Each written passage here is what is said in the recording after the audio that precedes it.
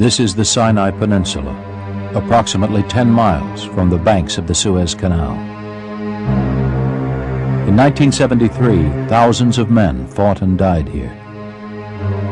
Now the carcasses of their killing machines are all that remain to mark their passing.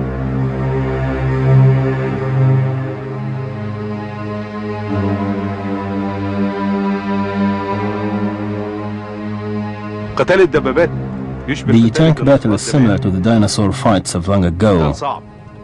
The fighting is intense and gruesome. The one who has the first blow is the victor. On October 8, 1973, after 2 days of steadily losing ground to the Egyptian army, the commanders of the Israeli Defense Forces felt the time was right for a counterattack. Most of the strongholds along the Bar-Lev line had been overrun, but a few still held out, and the IDF was determined to rescue them. But communications problems, misunderstandings, poor intelligence gathering, and a continued refusal to take the Egyptian army seriously resulted in disaster. What was intended to be a division-sized, combined arms assault turned into a suicide mission.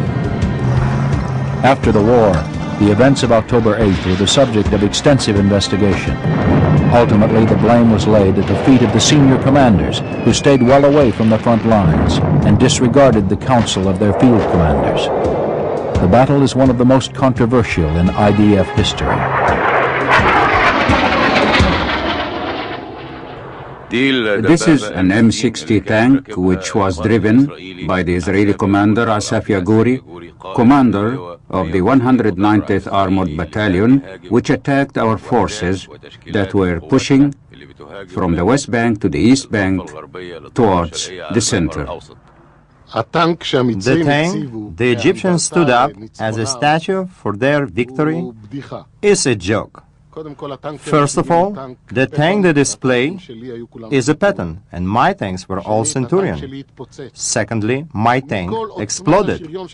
The entire Israeli attack consisted of one battalion attacking from all the armed forces, my battalion, against the whole army entrenched in ditches and positions with tanks and artillery.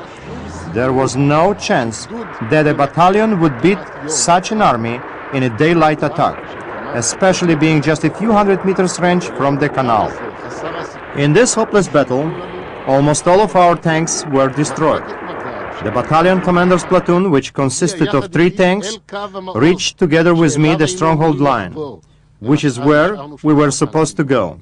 Only at that time, we were left with 3 lone tanks.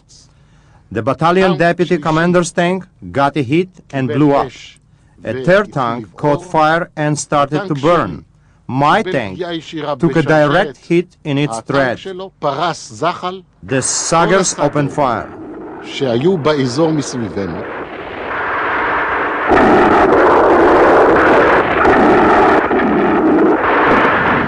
My consideration was, should we stay in this fire trap or get the crew out, at least to save the people.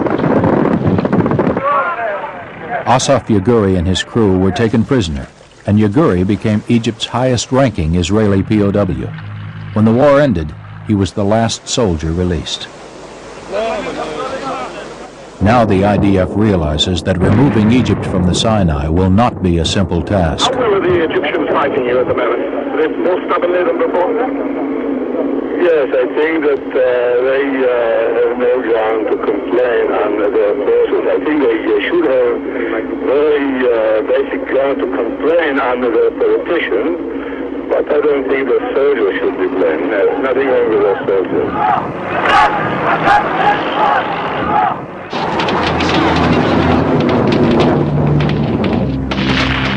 Meanwhile,